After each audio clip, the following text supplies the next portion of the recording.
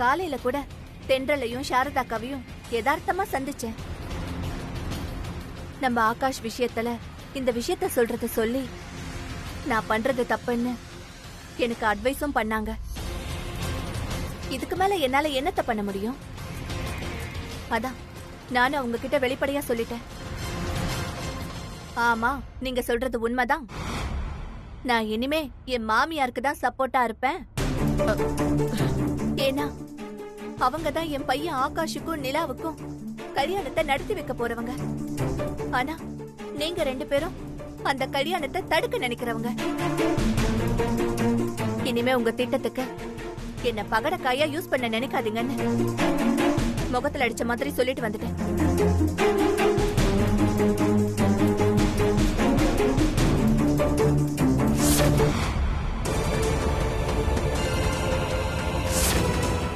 ஜாதகப்படி உங்களுக்கு மரண கண்டம் இருக்குங்க.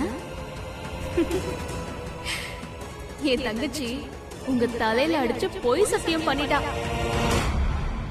இதுவே உங்க மரண கண்டத்துக்கு சாதகமா கூட அமையலாம். நீங்க எப்படியாவது என் தங்கச்சி உங்க வீட்டுக்கு மருமகளா கொண்டு வந்துடலான்னு நினைச்சிட்டு இருக்கீங்களா? நீங்க நினைக்கிறது நிச்சயமா நடக்காது.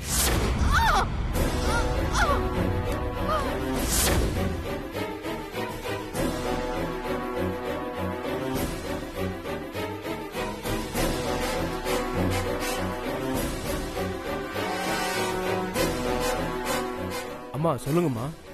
எனக்கு ஒரு சந்தேகம். என்னம்மா சந்தேகம்? நிலாவோட ஜாதகப்படி என் மரணகண்டம் தள்ளி போகுதுன்னு சொன்னீங்களே, அந்த பலன் நிலா என் பேரனை கல்யாணம் பண்ணி அவ இந்த வீட்டுக்கு மருமகளா வந்த பிறகு ஆரம்பிக்குமா, இல்ல இப்பவே ஆரம்பிக்குமா?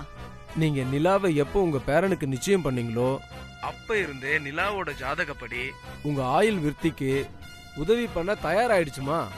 இப்பெல்லாம் உங்க மூளை சரியாத்தான் வேலை செய்யுதா, இல்ல வயசானதுனால ஜாதகத்தை கணிக்கிறதுல உங்க சக்தி இழந்துடுச்சா? எதுக்குமா திடீர்னு இப்படி கேக்குறீங்க? பின்ன என்ன அம்பலவாணன், நிலா ஆகாஷ் நிச்சயதார்த்தத்துல அபசகுண மாதிரி விளக்க அணிஞ்சிருச்சு. இப்போ 2வது முறையா எனக்கு நெஞ்சு வலியும் வந்துடுச்சு. நீங்க என்னடான்னா அந்த நிலாவோட ஜாதகம் என் உயிரை காப்பாத்த எப்பவோ தயாராயிடுச்சுங்கிறீங்க. என்ன பேச்சையே காணோம்? நிலாவோட ஜாதக விஷயத்துல எனக்கு ஆரம்பத்துல இருந்தே பெரிய ஆச்சரியம் இருக்கு. அந்த ஆச்சரியம் நீங்க சொன்னதை கேட்கும் போது சந்தேகமா மாறுதுமா. என்ன அம்பலவாணன் குழப்புறீங்க? கொஞ்சம் புரியற மாதிரி சொல்லுங்க. அது வந்துமா, அந்த தென்றலோட ஜாதகம் விபரீத ராஜயோக ஜாதகம். அப்படி ஒரு அபூர்வமான ஜாதகம் லட்சத்துல ஒருத்தருக்கு தான் இருக்கும்.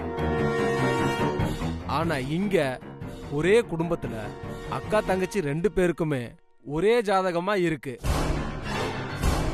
அது எப்படின்னு தான் எனக்கு ஒரே குழப்பமா இருக்குமா. அப்படின்னா நிலாவோட ஜாதகம் பொய்ன்னு சொல்றீங்களா? என்னால அப்படி உறுதியா சொல்ல முடியலமா. பொதுவா எல்லாருக்கும் அவங்க பிறந்த நேரம் தேதி இதெல்லாம் வச்சுதான் ஜாதகம் எழுதுவாங்க. பிறந்த நேரத்தை ஒரு 5 நிமிஷம் முன்ன பின்ன மாத்தி சொல்லிட்டா கூட அந்த ஜாதகம் தப்பாயிருமா. இப்ப நீங்க என்ன சொல்ல வர்றீங்க?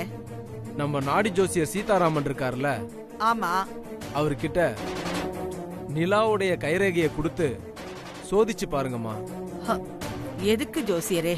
இல்லம்மா, பொதுவா எங்களை மாதிரி ஜோசியருக்கெல்லாம் ஏற்கனவே யாரோ குறிச்சு கொடுத்த ஜாதகத்தை வச்சுதான் பலனெல்லாம் சொல்லுவோம். மத்தபடி அந்த ஜாதகம் உண்மையானதா பொய்யானதான்லாம் எங்களால தெரிஞ்சுக்க முடியாதுமா. ஆனா நாடி ஜோசியம் அப்படி இல்லம்மா. ஒருத்தவங்களோட கைரேகையை வச்சு அவங்க யாரு, அவங்களுடைய பூர்வீகம் என்ன, அவங்களுக்கு எப்படிப்பட்ட ஜாதகம் அமையும், அந்த ஜாதகம் மூலயமா யார் யாருக்கு என்னென்ன நல்லது கெட்டது அமையும்னு இத எல்லாத்தையும் நாடி ஜோசியத்தால துல்லியமா கணிக்க முடியுமா. அப்படியா? ஆமாமா, நீங்க எதுக்கும் அந்த நாடி ஜோசியர் சீதாராமன் கிட்ட நிலாவோட கட்ட விரல் கைரேகையை கொடுத்து அந்த நிலாவோட ஜாதகம் சரியானது தானா, அந்த ஜாதக மூலயமா உங்க ஆயுள் விருத்திக்கு பலன் இருக்கா இல்லையான்னு தெரிஞ்சுக்கலாமா? சரி அம்பலவாணன், நீங்க சொல்ற மாதிரியே செய்யறேன். ஏய் நிலா, ஜாதகம் மட்டும் தப்பா இருந்துச்சு, அப்புறம் இருக்குடி உனக்கும் உன் அம்மாவுக்கும்.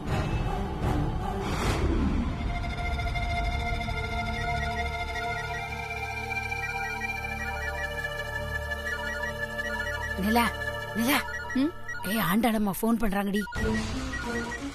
என்ன ஏதுன்னு கேக்குறேன், நீ பேசு. அவங்க ஃபோன் பண்ண நீ மட்டும் பேசுமா, என்ன எதுக்கு கூப்பிடுற? ஏண்டி அவங்க இந்த நேரத்துல ஃபோன் பண்றாங்கன்னா உன் கல்யாண சம்பந்தமாவும் ஏதாச்சும் பேசுவாங்களா இருக்கும். அவங்க ஏதாவது கேட்டா நீயும் பதில் சொல்லலாம்ல. சரி அட்டென்ட் பண்ணு, ஸ்பீக்கர்ல போடு. அம்மா சொல்லுங்கம்மா. லக்ஷ்மி, போன் எடுக்க இவ்ளோ நேரமா?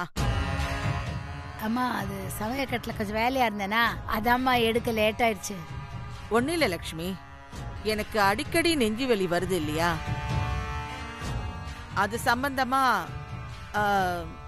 நான் எனக்கு நாடி ஜோஷியரை பார்க்கலான்னு முடிவு பண்ணியிருக்கேன். நாடி ஜோசியமா? எதுக்கு? அப்படியாம்மா? சரிங்கம்மா. நாளைக்கு நான் ஒரு நாடி ஜோசியரை பார்க்க போறேன். அங்க நீயும் வந்தா நல்லா இருக்கும்.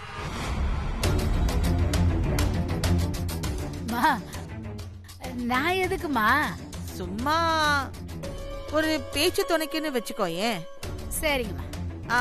லக்ஷ்மி, வரும்போது நிலாவையும் கூட்டிட்டு வந்துரு.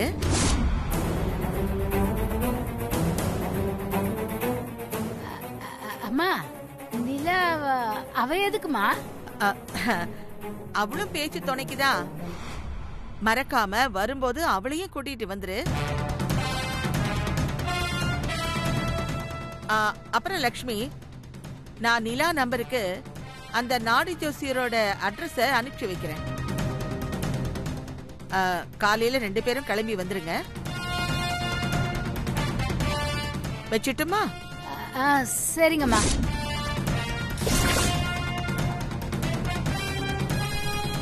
என்னடி இத? இந்த அம்மா எதுக்காக நம்மளையும் கூப்பிடுறாங்க? அம்மா நீ ஏன் டென்ஷன் ஆகுற? அவங்களுக்கு நாடி ஜோசியம் பார்க்க தானே கூப்பிடுறாங்க. போயிட்டு வந்துடலாம், ஒரு பிரச்சனையும் இல்லை. எனக்கு தூக்கம் வருது, நான் போறேன். இனிமே எனக்கு எப்படி தூக்கம்? இந்த அம்மா எதுக்கு இப்படி திடீர்னு நாடி ஜோசியம் பார்க்க போகணுன்றாங்க? ஐயோ, நிலாவோட ஜாதகத்தை மாத்தின விஷயம் நமக்கு தெரிஞ்சு போச்சா? கடவுளே, அந்த மாதிரிலாம் எதுவும் நடந்துடக்கூடாது.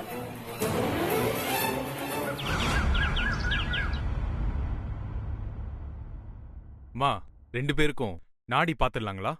பாத்துடலாம் ஜோசியரே. அம்மா, என்னம்மா அது?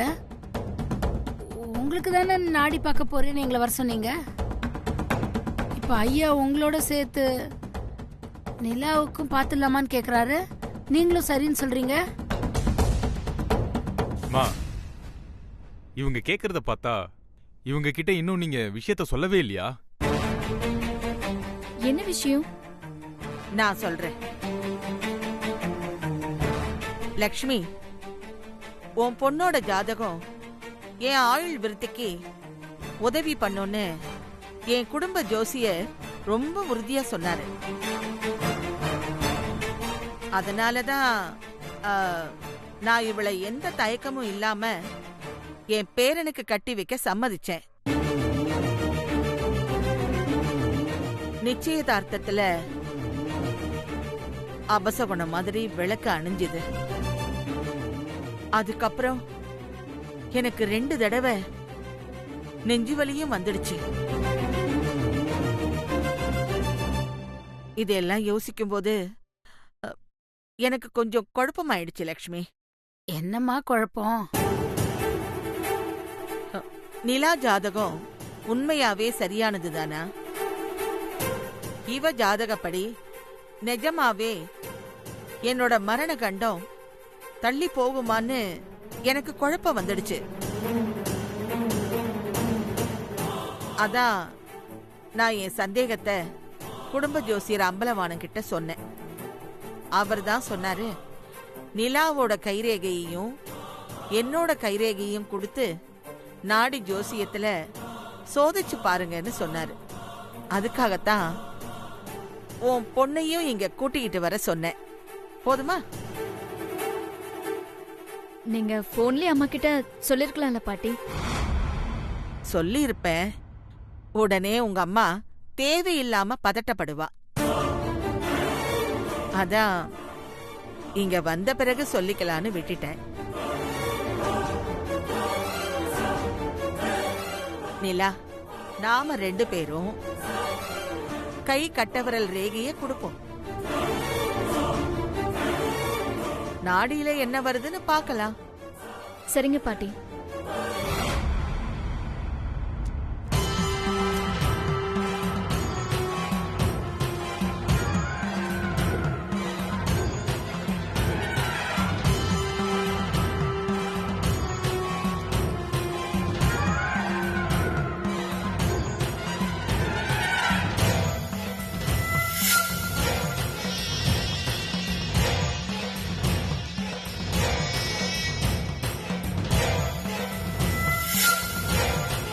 நிலா, ஒரு நிமிஷம் இரு. அம்மா, அதான் உங்க குடும்ப ஜோசியரே தெளிவா சொல்லிட்டார்ல, என் பொண்ணு நிலாவோட ஜாதகம் நிச்சயம் உங்க மரண கண்டத்தை தள்ளி போடுன்னு. அதுக்கப்புறமும் எதுக்குமா இந்த நாடி ஜோசியம்லாம்? லக்ஷ்மி, தெரிஞ்சோ தெரியாமலோ உன் பொண்ணு ஜாதகத்துல எனக்கு சந்தேகம் வந்துடுச்சு. அத கிளியர் பண்ணிக்கணும்னா இப்ப அவளுக்கும் எனக்கும் நாடி பார்த்தே ஆகும். நீ கொஞ்சம் அமைதியா இரு. நிலா, நீ ரேகையிடு.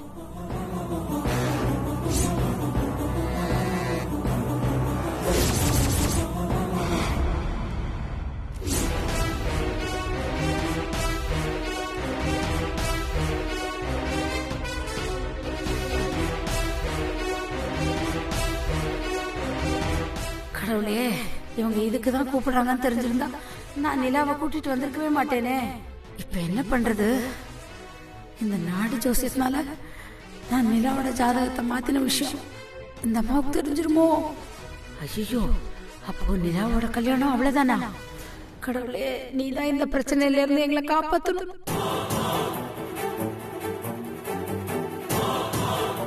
மா, உன் பேரு ஒரு இயற்கை சம்பந்தமான பேரா இருக்கணுமே. அதாவது குளிர்ச்சியான பேரா இருக்கணுமே. நான் சொல்றது கரெக்ட் தானே? ஆமா, என் பேரு நிலா.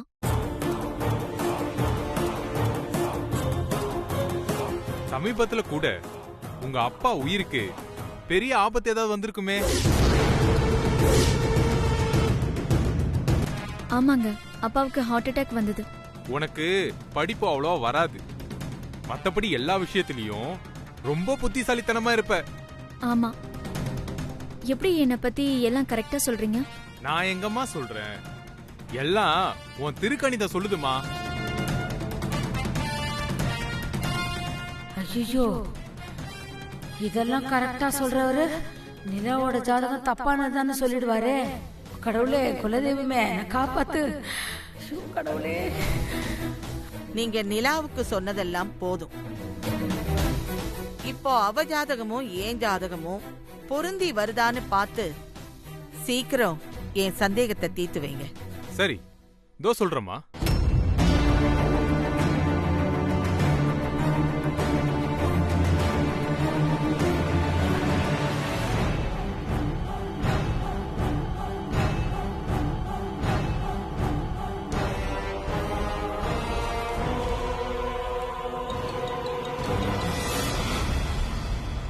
அம்மா, உங்க கைரகையும் இந்த பொண்ணோட கைரகையும் நல்லா ஆராய்ஞ்சிட்டேன். ஒரு பிரச்சனையும் இல்லம்மா.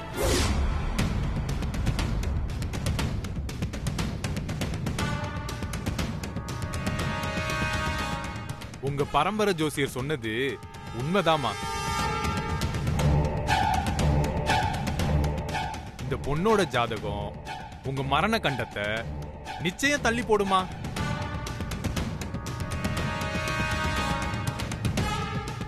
நீங்க சந்தேகமே இல்லாம தாராளமா இந்த பொண்ண உங்க வீட்டுக்கு மருமகளா கொண்டு போகலாம்.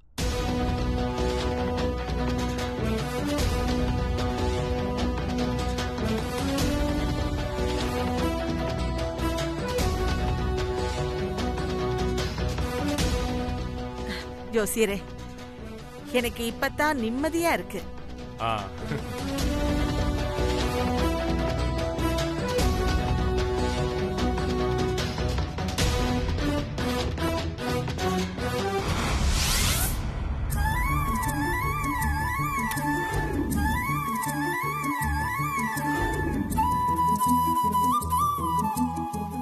அம்மா தாயே, எனக்கு இப்பதான் நிம்மதியா இருக்கு. ஆண்டாளம்மா பார்த்த அந்த நாடி ஜோசியம் மூலமா என் பொண்ணு கல்யாணத்துக்கு பெரிய சிக்கல் வந்துருமோன்னு பயந்துட்டேன். நல்ல வேளை அப்படியெல்லாம் எதுவும் நடக்காம நீதான் எங்களை காப்பாத்திட்ட. ரொம்ப நன்றிமா. சாமி கிட்ட எல்லாம் சொல்லிட்டியா? சொல்லிட்டேன்டி. நீயும் சாமிக்கு நன்றி சொல்லு. நான் சாமிக்கு நன்றி சொல்றது இருக்கட்டும், இப்போ நீ எனக்கு நன்றி சொல்லு. நான் எதுக்குடி உனக்கு நன்றி சொல்லணும்? மா, இப்போ நாடி ஜோசியர்கிட்ட உன்னை காப்பாத்துனது சாமி இல்ல, நான் தான். என்னடி வளர்ற? என் கல்யாண விஷயத்துல நீ பண்ண ஃப்ராடுத்தனம் எனக்கு எப்பவோ தெரிஞ்சிருச்சு. நான் என்ன ஃப்ராட் பண்ண? இன்னும் ஏமா சமாளிக்கிற? என்னோட ஒரிஜினல் ஜாதகத்தை அக்காவோட ஜாதகம் மாதிரி மாத்தி எழுதி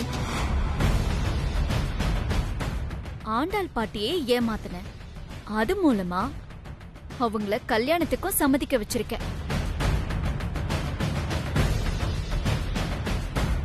இது எப்படி எனக்கு தெரியும்னு பாக்குறியா? நேத்து நான் உன் தாலி செயினை மீட்டிட்டு வந்து உன்கிட்ட குடுக்கும்போது நீ என்கிட்ட நம்ம சித்தப்பா உன்னை மிரட்டி பணம் வாங்கினார்னு ஒரு பொய்யான காரணம் சொன்னியே. அந்த காரணத்தை நானும் உண்மைன்னு நம்பி சித்தப்பாவை திட்டுறதுக்காக நான் அவர் வீட்டுக்கு போயிருந்தேன். அங்க என்ன தெரியுமா நடந்தது? நீங்க எல்லாம் மனுஷன் தானே? ஏய், எங்க வந்து யார்ட்ட என்ன பேசிக்கிட்டு இருக்க? நீங்க பண்ண காரியத்துக்கு உங்களுக்கு கோவம் வருதா? நீ என்ன சொல்றன்னு புரியலையே. நீங்க அடிக்கடி எங்க அம்மாவை மிரட்டி பணம் வாங்குற காரணத்தை என்கிட்ட எல்லாம் சொல்லிட்டாங்க. இதெல்லாம் என்ன பழப்பு சித்தப்பா? அந்த ஆண்டாள் பாட்டி எங்க அப்பாவை கை நீட்டி அடிச்சது தப்புதான். அந்த கோவத்துல எங்க அம்மா அந்த பாட்டிய பத்தி ஏதோ 2 வார்த்தை தப்பா பேசிருக்காங்க. அத உடனே நீங்க அந்த பாட்டிக்கு தெரியப்படுத்திருவீங்களா? சரி, அதோட நிறுத்துனீங்களா? அந்த பாட்டி அப்பப்ப எங்க அம்மாவை வேவு பாருன்னு சொன்னதுக்காக நீங்களும் எங்க அம்மாவை பத்தி அந்த ஆண்டாள் பாட்டி கிட்ட இல்லாததையும் பொல்லாததையும் சொல்லிடுவேன்னு மிரட்டி மிரட்டி எங்க அம்மா கிட்ட அடிக்கடி பணம் வாங்கிருக்கீங்க. உங்க மிரட்டலுக்கு பயந்து எங்க அம்மா அவங்க தாலிய அடகு வச்சிருக்காங்க. இத பாருங்க சித்தப்பா, இதோட நிறுத்திக்கோங்க. இதுக்கப்புறமும் உங்களுக்கு அந்த ஆண்டாள் பாட்டியோட சப்போர்ட் இருக்குங்கிற நினைப்புல எங்க அம்மாவை மிரட்டி பணம் கேட்டீங்கன்னு வைங்க, அப்புறம் நான் மனுஷியாவே இருக்க மாட்டேன். என்னமா பண்ணுவ? என்ன வேணாலும் பண்ணுவேன். ஏன்னா நான் உங்களுக்கு மட்டும் இல்ல, அந்த ஆண்டாள் பாட்டிக்கே நான் பயப்பட மாட்டேன். அப்படியா? அந்த ஆண்டாள் பாட்டியில எனக்கு ஒரு ஆளே கிடையாது. நீங்க எங்க அம்மாவை பத்தி அந்த பாட்டி கிட்ட எப்படி தப்பா சொன்னாலும் நான் அந்த பாட்டியை சமாளிச்சிருவேன். நான் சொல்றதுதான் அந்த பாட்டி நம்பும், உங்களெல்லாம் நம்பாது. நிஜமாவா? வேணும்னா கல்யாணத்துக்கு அப்புறம் நீங்களே பாருங்க. அந்த பாட்டி ஆடுனா ஆடும், பாடுனா பாடும். மொத்தத்துல அந்த பாட்டிய நான் கீ குடுக்கற பொம்மையா மாத்தி காட்டுறேன். அதுக்கப்புறம் அந்த பாட்டிய வச்சே உங்களை நான் பழி வாங்க வச்சிருவேன், ஜாக்கிரதை.